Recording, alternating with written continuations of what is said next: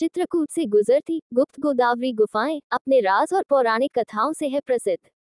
मध्य प्रदेश के जिले चित्रकूट से एक रहस्यमयी नदी बहती है, जो खुद में कई राज, किस्से और कई बरसों पुराना इतिहास छुपाए बैठी है। यूपी के ही रामघाट से लगभग 18 किलोमीटर दूर विंध्य पहाड़ियों के पन्ना श्रेणी में एक गुप्त गुफा है, जिसे गुप्त गोदावरी के नाम से जाना जाता है। इस जगह को यूपी के सबसे दिलचस्प स्थानों में गिना जाता है। इस जगह का अपना आध्यात्मिक महत्व है, साथ ही कुछ प्राकृतिक तौर पर चौंकाने वाली रहस्यमयी चीजें भी यहाँ देखने को मिलती है। चित्रकूट के अन्य सभी पर्यटन स्थलों की तरह इसका भी अपना एक पौराणिक इतिहास है। गुप्त गोदावरी गुफाएं पर्यटकों के लिए सबसे आकर्षण का केंद्र हैं। गुप्त गोदावरी में 2 रहस्यमयी गुफाएं भी है, जिनमें से एक गुफा बड़ी और दूसरी गुफा उससे छोटी लेकिन लंबी है। जब हम बड़ी गुफा में घुसते हैं तो हमें वहां बहुत खामोशी महसूस होगी। इस गुफा में हमें पानी नहीं मिलेगा। जैसे जैसे हम गुफा के आखिर में पहुंचेंगे, खामोशी और सन्नाटा और भी बढ़ता जाएगा। गुफा के आखिरी में हमें एक तालाब मिलेगा। दूसरी गुफा में घुसने पर हमें गुफा में पानी मिलेगा। जब आप गुफाओं को गौर से देखेंगी तो वह आपको और भी ज्यादा विचित्र लगेंगी। इन गुफाओं को कई सालों पहले प्रकृति ने अपने चमत्कार से बनाया है।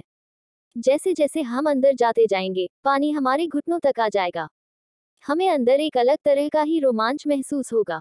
गुफा में घूमने पर हमारे पैरों को जहां पानी नहीं है, वहां अभी पानी का एहसास होगा। जिसके पीछे क्या राज है, किसी को नहीं पता। हिंदू पौराणिक महाकाव्य रामायण में बताया गया कि भगवान राम और भगवान लक्ष्मण 14 साल के वनवास के दौरान कुछ समय के लिए इस गुफा में रुके थे और एक दरबार भी लगाया था।